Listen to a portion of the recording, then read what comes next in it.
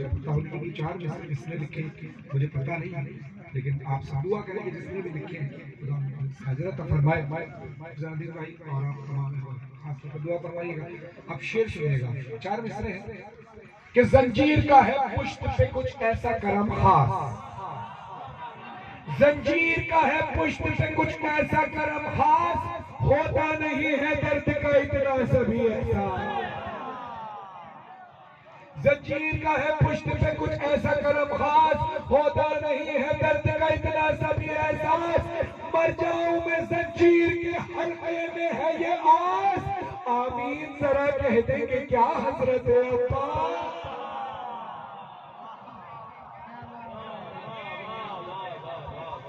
بڑی بڑی جی جی جی ایک سلوات اور پڑھی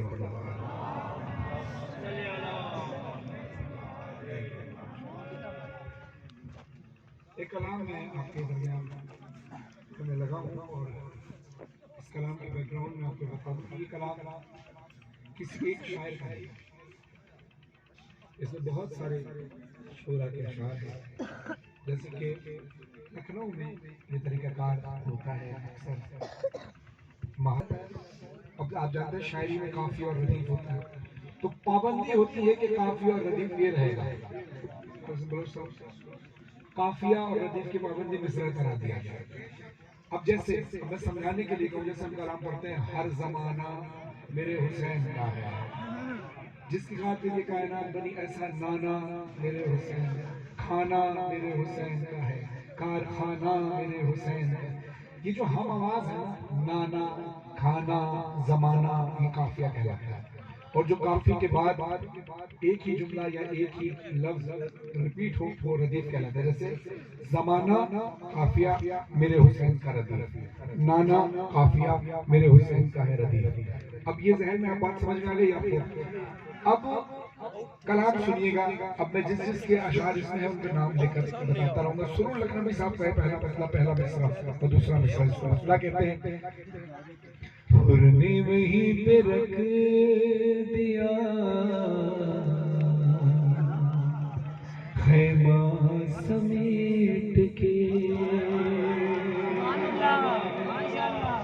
حر نے وہیں پہ رکھ دیا خیمہ سمیٹ کے، اب اس میں خیمہ ہے قافیہ، سمیٹ کے ہے، حر نے وہیں پہ رکھ دیا خیمہ سمیٹ کے، دنیا کے منہ پہ مار دی دنیا سمیٹ کے، دنیا کے منہ پہ مار دی دنیا سمیٹ کے۔ اسی طرح آپ سنتے رہیں گے، ماحول بنتا رہے گا تو انشاءاللہ میں کوشش کروں گا آپ کے بار کے مطابق اشعار پیش کروں۔ وہیں پہ رکھ دیا خیمہ سمیٹ کے، کہتے ہیں کہ حوروں نے اپنے واسطے خیمے بنا لیے، اکبر تمہاری زلفوں کا سایہ سمیٹ، اکبر تمہاری زلفوں کا سایہ سمیٹ کے، وہیں پہ رکھ دیا خیمہ سمیٹ کے، وہیں پہ رکھ دیا۔ اب سنیے 4 مصرے اس میں بلال غازی صاحب کے اگلے شعر سے پہلے میں 4 مصرے آپ کی نظر کروں۔ بن کے تسکین جگر روح کا چین آتی ہے، بن کے تسکین جگر روح کا چین آتی ہے، جب بھی آتی ہے یہ کرتے ہوئے پین آتی ہے، تو مسلح پہ میرے خاک شفا رہنے دو، مجھ کو سجدے میں بھی خوشبو حسین آتی ہے۔ ماشاءاللہ، دعا کے لگے لبیک یا حسین، اب سرور نواب صاحب کا شعر سنیے. وہیں پہ رکھ دیا خیمہ سمیٹ کے. سرور نواب صاحب کہتے ہیں کہ تیرا کرم نماز پہ ہے ورنہ اے حسین. تیرا کرم نماز پہ ہے ورنہ اے حسین. تیرا کرم نماز پہ ہے ورنہ اے حسین. امت نے رکھ دیا تھا مصلی سمیٹ کے. امت نے رکھ دیا تھا مصلی سمیٹ کے. حر نے وہیں پہ رکھ دیا خیمہ سمیٹ کے. اب ایک شعر ہے ذرا مشکل، لیکن اس اعتماد کے ساتھ پڑھ رہا ہوں کہ علی والوں کے لیے کوئی چیز مشکل نہیں ہوتی. ابھی ماشاءاللہ لال حسین بلوچ صاحب کئی سال سے منبر پر نقابت کا فرائض انجام دے رہے ہیں اور ماشاءاللہ ویل ایجوکیٹڈ بھی ہیں، اچھے جگہ ایک اچھے ادارے میں جاب بھی کرتے رہے، اپنی زندگی اس میں گزاری. اب یہ بات بہت احساس اور سمجھنے کی ہے. ابھی تھوڑی دیر پہلے انہوں نے جب اعلان کیا انگلش میں کیا، اور جو ہمارے بھائی ہیں یہ اپنی جگہ بالکل ٹھیک کہہ رہے تھے کہ یہ انگلش میں اناؤنس کر رہے ہیں تو بہت سارے لوگوں کو نہیں سمجھ میں آ رہی ہے.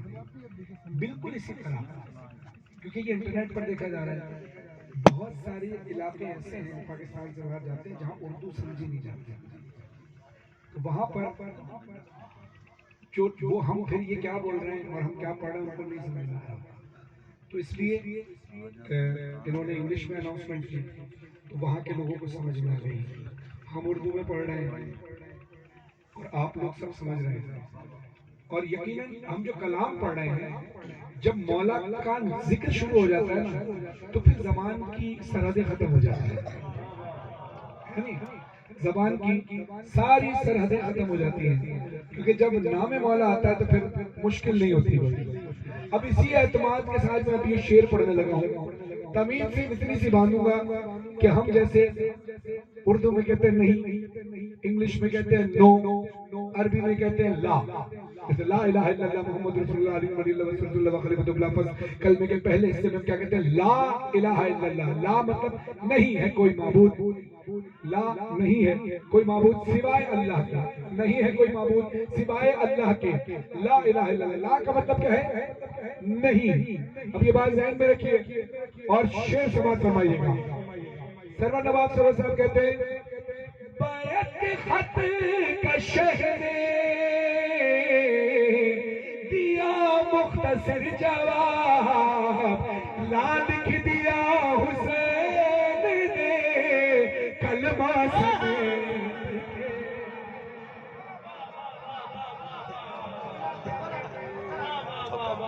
بیعت خط کا شہر نے دیا مختصر جواب، لا لکھ دیا حسین نے کلمہ سمیٹ کے. اور وہیں پہ رکھ دیا خیمہ سمیٹ کے. وہیں پہ رکھ دیا خیمہ سمیٹ کے. اب شعر بناتا ہوں. مشکی زوز کو بھرنا تھا ورنہ علی کا شعر. سلطان شروع لکھنوی صاحب کہتے ہیں مشکی زوز کو بھرنا تھا ورنہ علی کا شعر. لشکر پہ پھینک دیتا وہ دریا سمیت.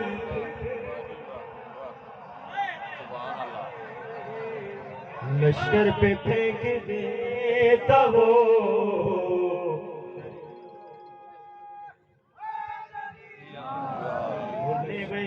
رکھ دیا. اب مجھے یہ اطمینان ہو گیا کہ میں کوئی مشکل شعر پڑھوں گا بھی تو یہ مشکل نہیں ہوگی. یہ شعر جو میں پڑھنے لگا ہوں اس کے لیے دعا ہے پہلے کہ میرے مالک اس شعر کے صدقے جو بے اولاد ہم کو اولاد نرین اولاد صالح نوازش بھائی کو علی اصغر کا صدقہ عطا فرما. بچوں کے سب کے نصیب اچھے فرما. میری بیٹیوں کے بھی نصیب اچھے فرما. میرے حق میں بھی دعا کیجیے گا کہ مولا جس طرح سے تو نے جناب سیدہ سلام اللہ علیہ کی دعا سے جو جناب سیدہ نے امام حسین کے لیے قاضی عباس کی دعا کی تھی ایسی میرے حق میں بھی دعا کریں کہ مجھے بھی حسین کی عزتداری کے لیے مولا ایک بیٹا عطا فرما. اب صلوات پڑھیں محمد وآل محمد پر تاکہ میں شعر شروع کروں. اللہم صلی علی محمد وآل محمد. سرور نواب سرور صاحب کہتے ہیں کہ اس کی ہنسی بھی حملے غازی سے کم نہ تھی. مضمون تو طویل تھا لکھا سمیت کے.